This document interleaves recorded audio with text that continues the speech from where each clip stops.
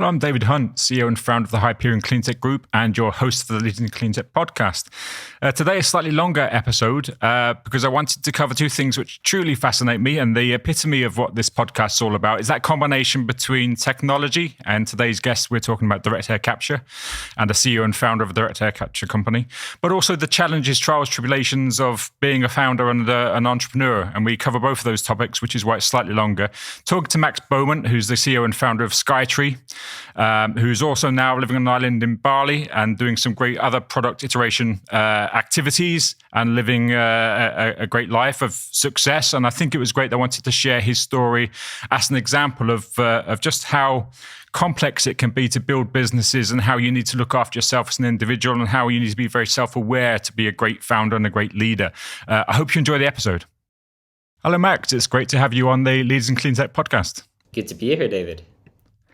Good to see you. So evening time with you in Bali, keeping you from the beach. Indeed it is, and I apologize ahead of time for any poor lighting quality on my side. But yeah, this is part of being on a tropical island in the middle of nowhere. Yeah.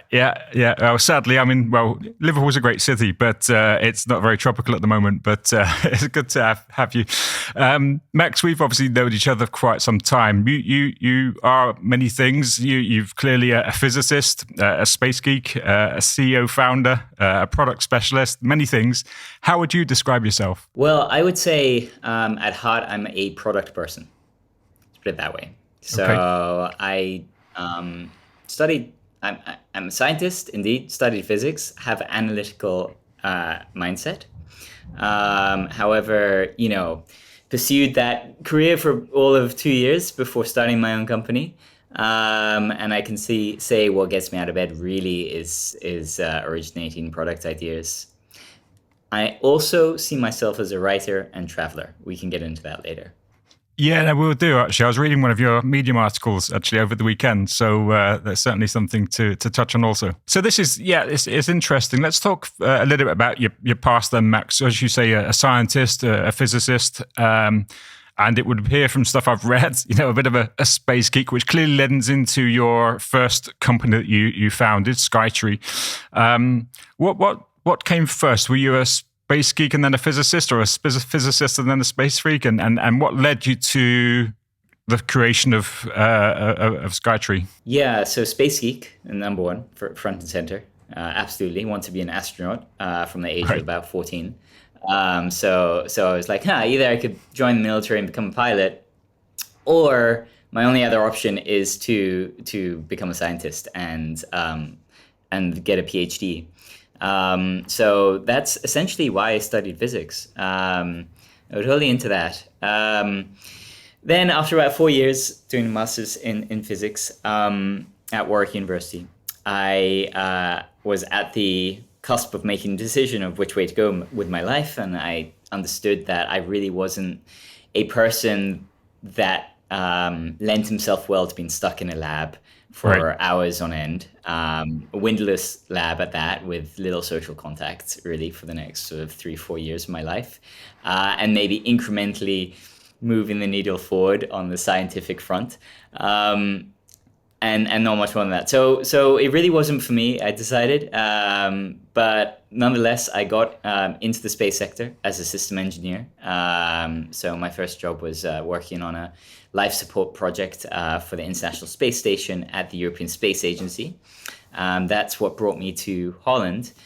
And my contract was 2 years long. At the end of that, I had another decision point, and it was like, well, here you go, Max. Either you could go with this and essentially be in a golden cage for the rest of my life, which is basically what European Space Agency is. It's in a way. So for me, it would have been that. Or I could actually just move forward with what I also held as a dream from a young age, to be an entrepreneur, ever since reading Richard Branson's autobiography at 16. So that was another sort of life ambition of mine. And I thought, well, great, then let's do it. And I also had an opportunity to to get my idea funded by the European Space Agency because we leveraged space tech. So that was great, and opportunist at heart that I am, took advantage of that. And then one thing led to another, and I guess like fundamentally, the idea of being an entrepreneur was attractive to me for the freedom that it lends, not only financially but also day to day, and secondly, just about just doing something good for society, just helping things out and moving us forward in one way or another. And so for those two reasons and that context, I started SkyTree. And for some context for the audience, SkyTree, many people would have seen, because again, you've continued to grow. The company's continued to grow, raise funds, but obviously it's involved in direct air capture of carbon, which is exceptionally important. So again, but that was specifically, initially at least, that's come from removing carbon from a space capsule. Essentially, is that the case? Exactly the same process. Yeah, exactly. So if you don't do that in the space, astronauts asphyxiate and they die. So it's a pretty important process. In fact, it was the reason for the Apollo 13 disaster. The CO2 scrubbers stopped working. Interesting. So it's, so I was like, if we've developed this really highly effective and efficient process for space, what if we could do this for the Earth's atmosphere? Because that's a good thing. Because it's not a silver bullet, right? It's not the solution, but it is a solution, a tool in our toolbox that surely we should probably develop as a society. If one day we need to try and reverse climate change to a degree, no pun intended, then at least we have the technology ready to deploy. And that was the reason for starting it up. Yeah. Everybody thought we were crazy. People were like, what? Capturing CO2 from the air? Of course, now it's one of the hottest industries in the startup world. But it's really an interesting dynamic. You think, well, in a space capsule, if you don't capture the CO2, people die. And yet we're quite happy to pump trillions of tons of CO2 into our atmosphere and not make the correlation that actually... There are some hypotheses out there that suggest that it's having a cognitive effect on us as well, the higher levels of CO2 in the air, And certainly anything over, if you go up to like 800 ppm, you start to lose concentration. It dulls the mind slightly, and it has a noticeable effect on you as a person. Yeah, there's two things I thought about that, Max, in preparation of this. One of which is because I know that some of the early applications that you looked at was automotive, for example, and obviously in buildings. And there's a lot of evidence that the cognitive ability of students in classrooms is impaired in the afternoon if they've been in the building and in a classroom with the doors and windows shut, and obviously there's a higher concentration of CO2. And obviously with driving, again, if you've been driving for some time, it's cold, you haven't got the windows open, you lose some cognitive ability, which is why people fall asleep when they're driving on long distance, right? So there's a lot of evidence that suggests that it does impact on I should say our faculties as humans to be breathing to a higher concentration of CO2. I recall an early meeting with Professor Klaus Lackner, who is one of the founding fathers of direct air capture industry, essentially. And we were up there. Professor Keith Richards was there as well, who's the founder of Carbon Engineering, based in Canada. They raised a few $100 million now, and a number of other people interested in the topic, and just the general public was with us. And Klaus was giving a demo of their technology, which at the time was like these membranes that just naturally absorb CO2 from the air when exposed, and then naturally released it when basically doused with water. And so he was showing how this process worked, and they thought the machine was broken because it wasn't showing any uptake in CO2. Because it was stuck at like 6,000 ppm, and it was like, well, surely it should be much lower than this, and I guess the device is just not working. Apparently, it's just only releasing CO2, and it turned out that was the level of CO2 in the room. Right. And that compares to 400 ppm that you find in just normal air. Yeah. So it was like, oh, fair enough. Okay, we can't run the experiment. But yeah, in closed environments, cars especially, but also schools, you'll easily and typically run into the thousands of ppm. Right. And as I said, anything above 800 will have a cognitive effect on your performance and your ability to do work. So no, it's certainly a concern. And schools reached out to us. We talked to a number of sort of facility operators, companies building office buildings. So they're all looking at this, and it's a new avenue that the DAC sector is going down as well. What if we could capture CO2 just from buildings instead, because it's easier, because the concentration of CO2 is higher, and then see what we do with it. Yeah. And so that's a number of companies are looking at that now. Yeah, I want to explore a little bit more, obviously, DAC and CCS, because as you say, it's huge topics, a lot of money being invested into that. But let's just jump back a little bit. So you decided you want to be an entrepreneur. You've got this, obviously, the qualifications and network behind you with the European Space Agency. What was the first idea for the first product iteration, if you like, for SkyTree? So the first idea was, hey, what if we could capture CO2 from the air and put it underground, right? And sell carbon credits. And so that was like, and that would have like limitless potential in terms of the amount of carbon that could be captured as well and stored. And so that was just the hobbyist gameplay. Now we see that a number of companies are pursuing this, as is SkyTree, but the carbon credit market now just has completely transformed as compared to about 10 years ago. Yeah. A carbon credit now will go for $200 a ton at least, if not a lot more. And back in 2012, it was like $5-10. It was just not comparable. So with the new IRA budget in place and act, as well as things being pushed by the EU, carbon credits are a lot more stable and higher valued. So I think this is an interesting way to go now for DAC companies. But I would suggest we still combine it with valorizing CO2 and basically turning it into something that can be used for good, whether that is to grow plants more effectively, produce stronger and more high quality cement, produce plastics, synthetic fuels, algae, biofuel. There are literally tons of things that can be made from carbon in the air, and that can be then, value stacked with the carbon credits that they generate as well. Yeah, I think like most technologies, it's the case of, as you say, stacking the different revenue streams to make a viable business model. And obviously carbon taxes are increasingly important, as you said, legislatively becoming more strong. And once we get above $200 a ton, as you say, that starts to make things more interesting and more viable for predictable business. But there's also the point, as you say, CO2 is not in itself bad. It's the concentration, clearly, that's the issue that's causing climate change and all these other negative effects. But actually, we do use CO2 for, and it's naturally, of course, in the atmosphere and part of the cycle of life. Absolutely. And it's just, it's a burgeoning industry as well. As we know, we need to stop moving towards becoming a circular society and start reusing the carbon in our air and the carbon that we emit. New industries are opening up.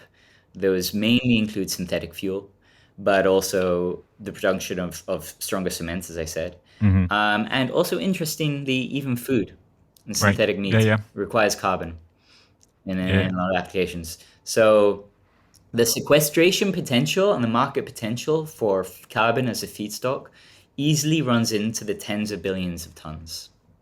And so if we actually meet its full potential, then that will have a non-negligible effect on the concentration of CO2 in the air.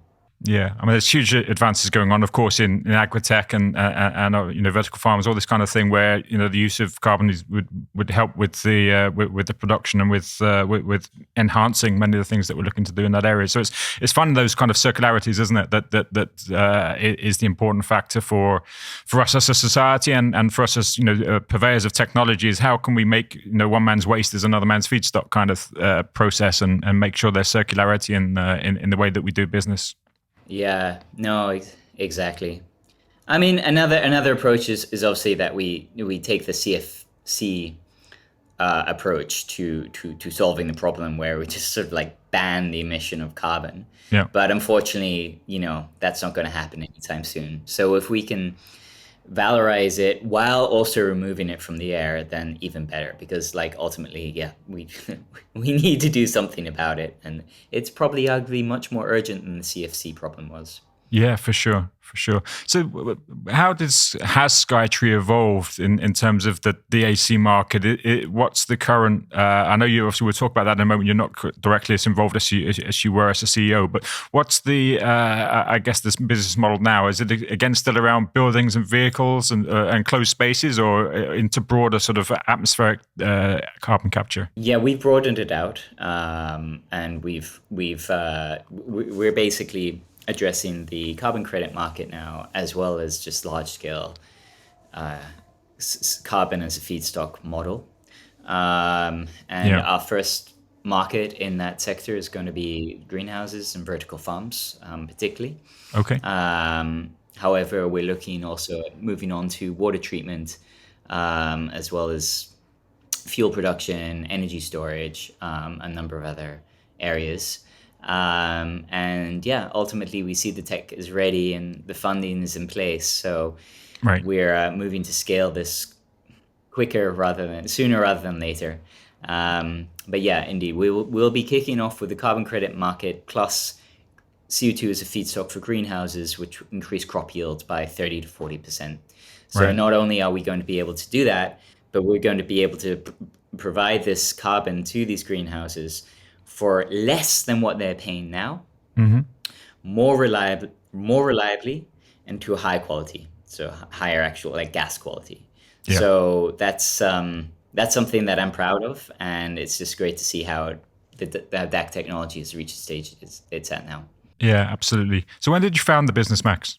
Officially 2010 was when I kicked it off.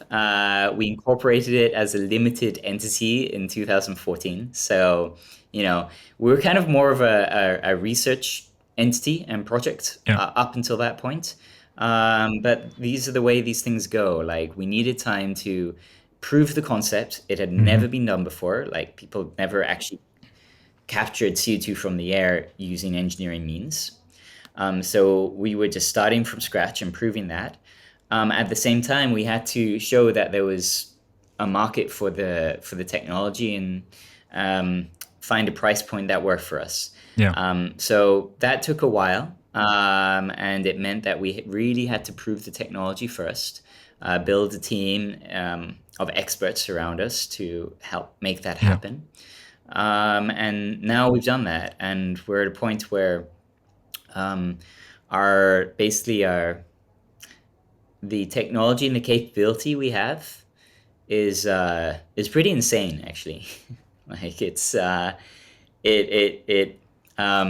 outperforms what most multinationals can do right now. Yeah. And essentially, we're able to understand the uptake of CO2 in real time in terms of grams per second of different materials in different configurations within like a few hours. So we can literally test samples, characterize them, and have the results ready to go in a couple of hours. So we're able to do multiple samples in a day. It allows us to actually really understand the best way to structure materials and solid structures in a way that maximizes CO2 uptake and performance, as well as understand the energy requirement of regenerating those samples and materials. And then the best way to basically model the process such that we can just maximize uptake over time, as well as energy efficiency. Right. So it's very important that process is, okay, sure, you can have a great capacity of your material, right, in terms of amount of carbon captured per gram of base material upon which you're capturing it. But that process may take 24 hours, right? So if you could achieve even just a tenth of that amount in 1 hour instead, then you're going to outperform that material overall, as long as the energy numbers make sense. So there's quite a bit of complexity in the way to basically engineer the DAC process, and which includes indeed like airflows, uptake time, absorption kinetics, stability of material, as well as the energy consumption of the process overall. So we take into account all those factors using our bench basically and our laboratory setup. Um, and as such, we're able to stay in the cutting edge of the sector because we work with 4 or 5 institutions around the world. They send us samples that we test continuously. So we understand that we're using the best process at all times for the capturing and supply of carbon dioxide. There are a few new sort of processes that have been developed that are quite different and potentially game changers in the industry. So moving on from solid sorbent, the use of electroswing technology, for example, where you can just like change the charge on a conductive body to capture and release the CO2. So that means that you move away from heat, which is generally very energy intensive, and you go into electric power instead. And efficiency looks pretty interesting that way. Also, potentially using BECCS or some organic means in a controlled way to capture CO2 is pretty interesting for DAC. However, when it comes to actual implementation, these processes are still early stage. So we actually have no understanding of what the costs are for them. And generally that's a sign that it's very expensive. So we're on that, and where we can, we test fundamentally new processes as well, and we've tested a number of membranes, for example, as well in the recent past. So yeah, I'm very proud of how we've built the company to be really almost like on par with academic institutions in terms of testing capability that we have, as well as our ability to understand the cutting edge technologies out there for the process and to be able to incorporate them essentially in our products in the short term through short product iterations. And finally, before I wrap up, one of the ways that we're also able to do that, as opposed to maybe slightly larger scale strategies such as carbon engineering or Climeworks are adopting, is that our small scale modular units can be iterated quite quickly. Right. So as such, we can iterate and we can integrate new technologies into those units quite quickly as well. And that leaves some adaptability and maneuverability in the way that we approach the market, which will be certainly very interesting over the next few years as DAC scales. Yeah. No, thanks for sharing that. And again, what you've highlighted there, as you say, it's incredibly complex and there's a lot of iteration going on. And as you say, it's an industry which is getting a lot now of attention and funding. And obviously SkyTree have raised some funds in the not too distant past. What's the technology readiness level for the product? How close are you already commercialized? What's the revenue stack for the company presently? Yeah, we're at about a TRL7. We're aiming to launch our first products this summer, so within the next 6 months.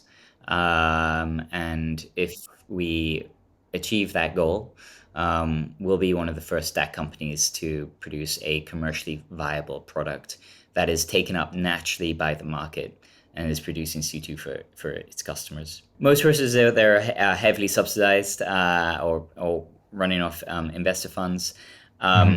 Yeah, we're happy to say that like we'll be launching a 5 kilo a day unit to begin with, so extremely small scale and modular. But at a price point within that scale that is less than what customers are paying right now. So there should be organic uptake to the units that will then drive growth and fund us as we move to larger scale capacities. Yeah, Yeah, no, it's been quite a journey, and we've known each other and obviously worked together during this period of time. I was trying to think, actually, Mesh, I think it was about 2017 when we first met in London. I don't know if you recall, it was actually a sunny day, which in London was where I remember it. And we grabbed the coffee. And at that time, you were I do clearly... remember that, David, yeah. you were clearly earlier in the journey, but already had achieved many things and created the company. And yet you already had in your mind a self-awareness to know the complexity, not just of the technologies that you're working with, but the challenges of growing a business. And even at that time, you were mindful that at some point in the future, unknown, that maybe your skill set was not necessarily was better utilized elsewhere, not necessarily as the CEO of the organization, which came to pass eventually. But it was quite a while ago that you at least had those ideas or thoughts, and just keen to see how that played out really from your perspective, because it's hugely challenging doing what you're doing from a scientific perspective, but actually it's very challenging from an entrepreneurial perspective to actually build teams, raise money, do all the things that's necessarily to scale a business. And juggling that, I think, is far more complex and difficult than most people give credit for. Yeah. Look, I mean, the startup journey is, as much of the audience will know and understand, is can be an incredibly tough one, and surprisingly tough, and can be very challenging. And and like, probably if I'd known what I would go through before starting SkyTree, I might not have, to be honest. Like, it would have made me think twice at least. I was like, I'm young, I'm smart, I can achieve anything if I just put my mind to it, and so screw it, let's do it. But at the same time, I did achieve a hell of a lot, and I learned a hell of a lot as well, and that learning curve and that learning opportunity that building your own business presents is priceless as well, and something that you'll rarely get if you stick to a typical 9 to 5, at a corporate. If you don't try. So going into the business, I was I had zero experience in business, didn't even have a business degree or MBA. I had very little experience in the sector. We had no technology traction, and we didn't really have a market for our technology either. And we were starting out with a solution rather than a problem. Which is always more difficult. And you start out with a solution, you try and find problems for it to solve, rather than, hey, here's a problem in the market, let's figure out a way we can solve this by disrupting the market, disrupting the supply chain, bringing together existing technologies in new ways to produce something new. We weren't doing that, right? We were starting with new technology that hadn't been proven, without a market. So, honestly, it's just amazing how we got to where we are today. Like, it's incredible. And so first off, it was a very difficult nut that I was trying to crack with no experience to begin with. Second off, 6-7 years in, you start getting a little tired, where I was, where we were 6-7 years in, I had expected to be at like within a year, so managing those expectations and having that mismatch was kind of difficult for me to deal with. And so I started, there were times where I just felt like, hey, should I really be doing this? Like, should I just throw the towel in and just really quit? And if I'd done that back in 2017, there would be no SkyTree today, because we just didn't have the traction to find someone to take it over, essentially, right? Or we had no reliable revenue stream, and we were such a small team, there was too much dependent on myself as well as the few team members that we had on board. I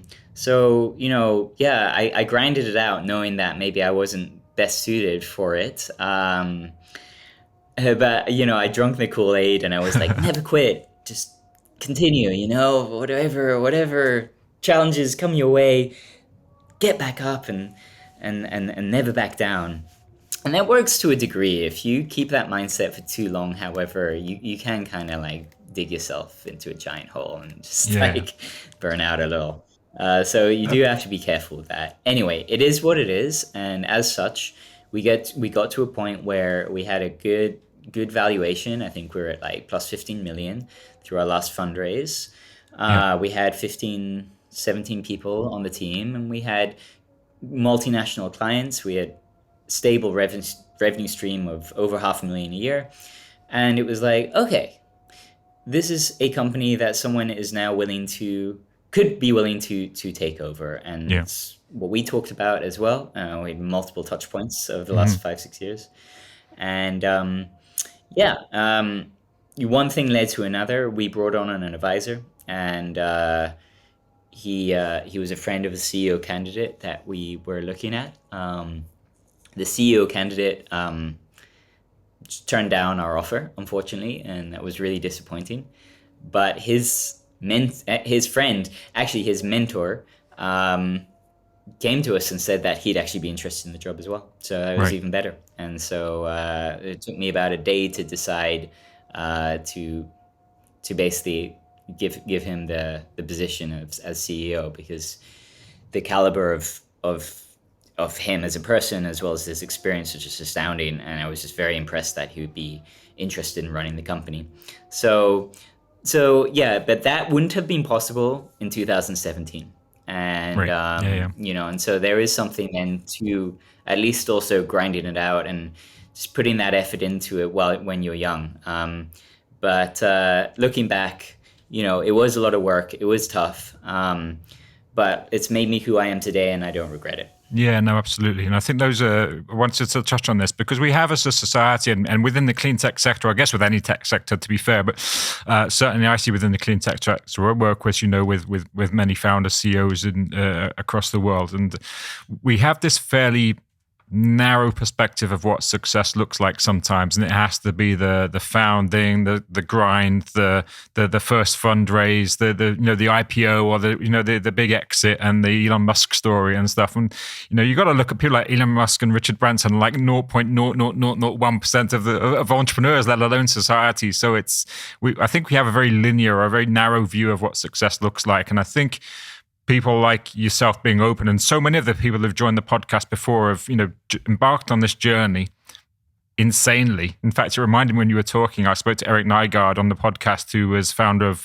Lime Jump, who sold out to Shell eventually. He was like, you have to be insane to do what we do. Why would you do it if you weren't insane? Why would you do this startup journey? You also have to have a massive ego. Yeah. I think when you have nothing, you need an ego. To embark on the journey. But once you have something, I think ego can then get in the way. And that's why I think you showed great self-awareness to understand there's a point at which you're no longer either personally or for the business in the right seat. And I think ego often hides that from many people, and they keep going to their detriment or to their business's detriment. Right. Yeah. No, it's very well put, David.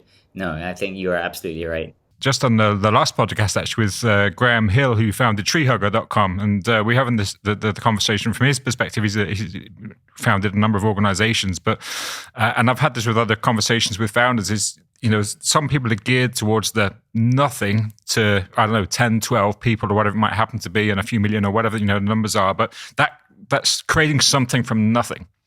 And some people are suited to taking something to making it bigger.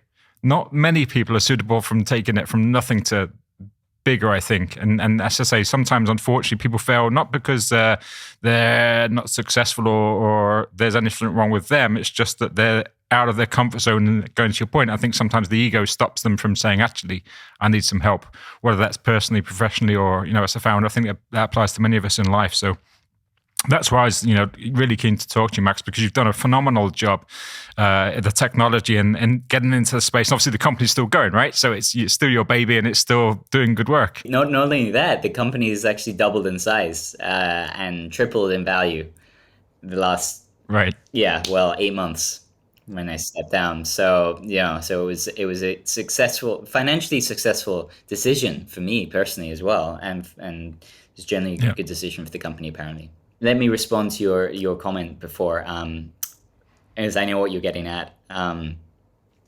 So, you know, I stepped down as CEO in February of 2022. I've been talking to this advisor of the CEO candidate for a few months, and he was within my circle of people, my network.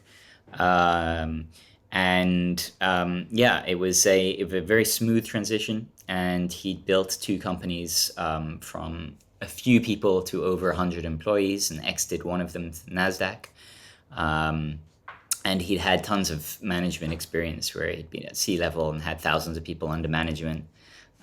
So he's just had a lot of experience indeed in structuring organizations, scaling them, and building out product lines, which is something I didn't have. But not only that, he had the drive and the energy, and there's a time when also independently, not only that maybe your skills aren't best suited, or maybe it's something to do with it, that you trying to push the company to grow, which maybe is best suited to your skills and to your capabilities of the person, can be very tiring and draining. And if you keep on doing that, after a while, you ask yourself, why am I doing this, right? And so it's maybe at that point that you need to be honest with yourself and think about, hey, could someone else be better suited to being CEO? And by the way, it doesn't mean you need to step down. You can still retain a C-level role, or a in-depth advisory sort of work for the company if you wanted to. But the point is that it in your heart when it's your time to move on. And if, by the way, you have moved on and you've stepped away, and apparently you were a blockage in the company, and the company is now blossoming and just going from one level to another, which it is in my case, then so be it. But it doesn't necessarily mean that you couldn't adopt a CEO role and scale a company to hundreds of thousands of people in something else, in a different setting, a different context, or a different idea. It doesn't necessarily need to define you for the future either. And if it does, then great, that's fine. You're a founder, you're someone that starts things and then moves them on and sells them quickly. But a lot of where we are as people also depends on the environment that we place ourselves in, the opportunities that we get, and the support network that we have around us. And if some of those things were lacking in your previous work, your previous company, your previous startup, then fine, right? But they may not be lacking in the next one. And so that's also something interesting, I think, that's useful to keep in mind. When it comes to the decision that I made around SkyTree, it's the best decision I made in years. I feel like a different person. I'm incredibly relaxed. It's actually been more financially rewarding for me as well, not only in the value of the company, but also in what I have, the agreement I have with the company now, and where I am. And when it comes to success, it took me to, I had to move to Bali to realize that actually, no, it wasn't all about achieving success in a professional capacity and massive valuation in your company and that recognition you have as a successful entrepreneur. I was in that world and I couldn't really see beyond that, admittedly. And being out here it's also helped me see how much more there is to life, and how success is so much deeper than that, and it's about quality of life. It's about the relationships you're able to generate and forge. It's about experiences that you're able to give yourself. And sometimes stepping out and just traveling can really help you see that. And if it weren't for my coach and the support network I had around me that suggested I step out for a little while, I probably would still be in Amsterdam grinding it out, either as CEO or CTO. And honestly, I'm glad I'm not. I really am. And I wish SkyTree all the best. I'm here to support them, and I am actively still. But it was time for me to move on. I think that's, I should say, it goes back to the point of we have such a linear perspective on what success looks like, what an entrepreneur should be, or what we should do with ourselves. And I think too often we're quite cruel to ourselves in pushing sometimes when, I should say, sometimes it's just a change of scene, sometimes it's a just change of perspective, and sometimes you just need to step out. But it's having that self-awareness and lack of ego to get to that point. As much as we said before, ego is great at times, but at times it can be detrimental to you. But that's great. So now you still have this entity you've created, which is doing great things and growing. You've got now going back to your original point, it's a product person, you're doing or a product business and writing. So again, perhaps you can just touch on what are the aspects of your life that you're enjoying most now and are taking up your time aside from some time on the beach. I have to say I've been a little bit in flux, right? So I would like to say, oh yes, this and this and this. Clearly, it's just been mind-blowing different. But there have been a number of things going on in my life, on the relationship front, also the financial front, that have meant that I've been tied back home to home for a little while still. And it's really only the last few weeks where I felt like I've truly sort of landed here, to be honest, and truly felt that like, okay, I've made a clean cut. Like I'm here, I'm living my life here now, and I can really embrace my experience here. Yeah. It's very easy to sort of still be sort of trapped in that old, work ethic. And so it's only recently where I felt like, okay, I can let go of those other things. I can let go of work, and I can just embrace my interests and my passions and have a bit of fun and relax a little bit. It's very, very difficult for me to do. I feel guilty or shamed a lot of the time for not being productive and for just letting things go. And I'm still learning that, but I think I'm kind of there now. Just before this call, I had a 2-hour walk around the island I'm on right now. It's called Gili Air. It's just off Lombok, Indonesia. And I walked the circumference of that island. And it was just beautiful views the whole way in 30 degrees weather. I met a number of people along the way, had some chats, bought some things. And I felt like just generally very zen, to be honest. I'm very like happy to be where I am. And there would just be an insane experience that I would only have a couple of times a year at most in my old life, And now I can have this almost every day because of the flexibility I have in my work and in what I do. And so, yeah, I think the biggest learning for me now is the ability to let go of the past life of work, and now to basically just embrace what I'm passionate about, not for monetary gain or not as part of my career, but just because I'm interested in it, you know, and just pursuing that without any hidden agenda. And that's something that's actually been pretty fun and has led me to start a product consultancy, as you mentioned. So it's a product development agency called Numa, and we help big tech basically stay at the cutting edge of their markets by developing compelling and meaningful products for them and with them. And as I said at the beginning of the podcast, I'm a product person. So just ideating these concepts is something I do anyway. Yeah. And I just love doing it, So I've now sort of managed to incorporate, is the theory, this passion into something that could earn me income in a fun way and in a flexible way over the next few years. Yeah, that's so awesome. It's interesting. Going back to the point of this linear view we have of success. It's funny that I was before Christmas, I was watching a Dickens play, a Shakespeare version of Dickens. And the point is it was just a team of an ensemble of 4 people. And it wasn't the best show in the world. And they were having fun and it was good. And I just looked at the 4 people, they were just having the time of their lives. And the absolute definition of success from my mind is to get paid to do what you love is it.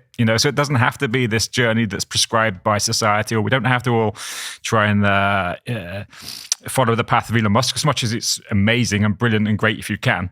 But success, I think, as an individual, is to basically be paid to do something you love. And clearly, I think, obviously not just yourself, but clearly many people listening to the podcast either have that or aspire to it. But I think what I wanted to share was that it doesn't have to be prescriptive. We can hold up our hands and say, this shit is tough, right? It's hard work. And at best, you need to take some time out, and whether that's temporary. And if not, then actually sometimes it is, you just need to change your scene, whatever that might be. It might be that, like you say, you go back and 6 months you start another business, or it might be that you move to Bali, or it might be any number of things that work for you. I would say it is just what it is too, though. And, there have been people that I met who've been out here for 10, 15 years, right? And you can tell.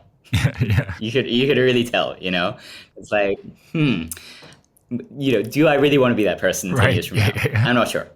So I would suggest that it is important to define purpose for yourself.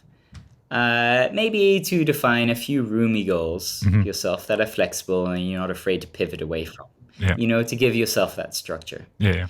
And also important to remember that a lot of these very successful people that we see are just like moving on to next level success and achievements. You're just like, this is crazy, right? That the success that they've achieved propels them, right? And motivates them. The old adage, success begets success, right? And so you can understand that, like, yes, these people are very successful and they're moving forward, but they're also supported and they're also driven by the experience and by the achievement that they're gaining. Yeah. And they're actually probably having fun doing it too. And a lot of them do want to do good. I truly do believe that Elon Musk just wants to do good for the world. And it happens to be that he's become one of the richest men in the world, right? And that's fair. I would also suggest, yes, indeed, he has no work-life balance, and that's crazy. But there's the success that he's achieved, which is just ridiculous, is partly down to that momentum that he's been able to generate for himself. Yeah. That's again the point of success is you have to define your own success, right? And for everybody, it is different, and none of it is bad, right? And that's what I think I wanted to share or have come across is that you've been phenomenally successful on any number of measures, creating a company from nothing, and now living the life that you lead. But everybody's version of success can be different, right? And it's too often I think, because I speak to so many CEOs and founders where they're struggling because they're following kind of the ABC path of what's expected of them, rather than really living their truest success. And there is a place, of course, for grinding it. Of course, no entrepreneur or every entrepreneur knows that, the path is not easy, and sometimes you have to grind it out, as you did for a period of time. But at some point, you have to decide what success looks like for you. No, exactly. No, I hear you there. And that's why I would advise any new entrepreneur to, as soon as possible, like bring on a coach, bring on a support network, find those people that can give you that objective perspective for what you're doing and how you're leading your life, because they can bring you back a little bit.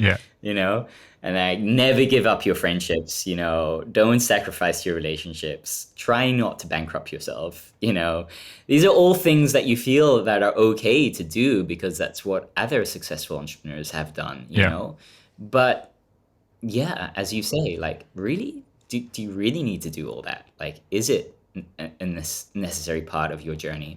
And when you look at some very successful people, actually, they've been married their entire journey and lived from the outside what seems pretty happy and secure family lives, and they've been pretty financially secure the entire time as well, and just incredibly successful. So you don't need to necessarily go through that struggle in order to justify your success, which is, I think, what a lot of people feel they need to do. No, you can just you approach it from the same perspective. And finally, one thing that I see that entrepreneurs feel they need to do is they need to be everyone to all people at all times.